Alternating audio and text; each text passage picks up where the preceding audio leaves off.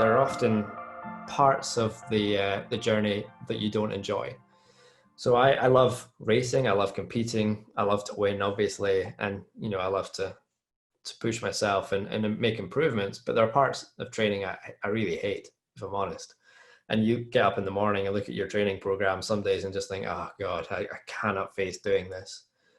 But those who succeed are those who still manage to find a way to perform. What's your way? How do you push through? The first and foremost is having an absolute end goal in mind that you can call upon that's going to motivate you. So back in that initial period, it was that almost that 6-month period that I had. It was this ticking clock that I had to make the improvements or I wasn't going to make it. It then became London 2012. That was my go-to phrase constantly. When I was in a tough training session, again, battling internally with myself, I just kind of keep reminding myself, London 2012, and it would just kind of be enough to edge me in the other way so that I push my body to the limit. One thing I love in your book, one thing I absolutely love is a very, very practical tip that you have, which is a 3-word motivator. And like London 2012 kind of fits. But the book is called Earn Your Stripes, which became, if you read the book, it became your mantra of earn your stripes, and that had a lot of meaning for you. And I love this idea that a 3-word motivator is such a powerful thing. So for that period of time between 2009 to 2012, you just would, when things were tough, you would actually say to yourself, is that right? You'd say London 2012? And that would be both internally and sometimes externally, when you really need to almost shout at yourself to break through that barrier. But yeah, it's this thought that I had this realization that so many companies use this idea of the power of 3. So the fact that 3 words is something that sticks in your head, and the most famous of which being just do it.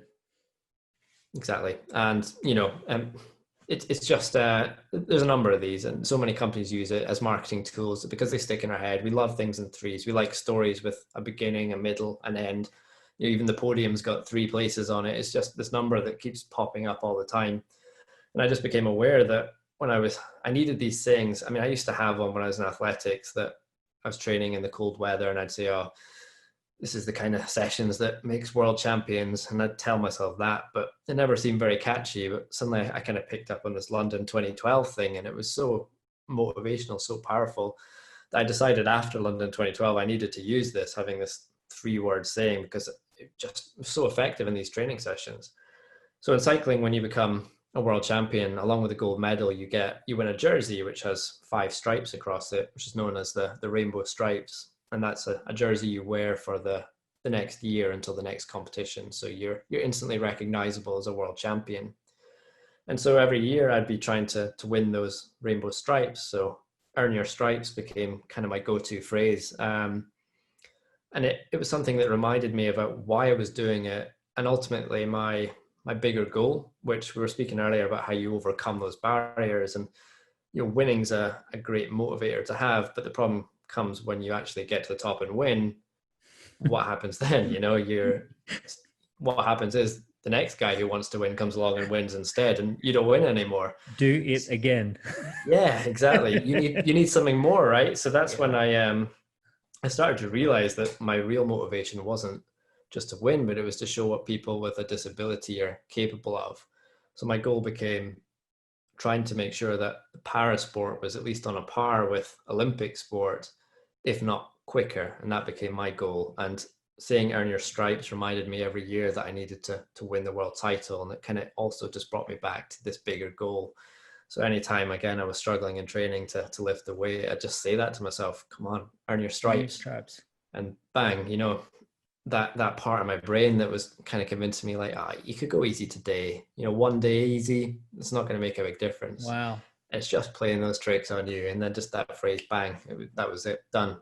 Do you feel that anyone who is trying to achieve anything, whether it be a business goal or maybe just even a personal fitness achievement or just anything that's hard, pushing through a barrier, that they should really consciously create a 3-word motivator and have that available to them?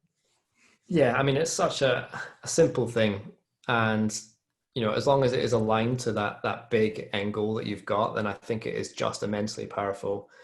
And truth be told, I don't think I'd had half or even three quarters of the success that I've had over the years without having those phrases in my mind. And, I've spoken to other athletes as well who have used similar techniques, and maybe not always as catchy as my 3-word approach, but they've always got that something they can call upon.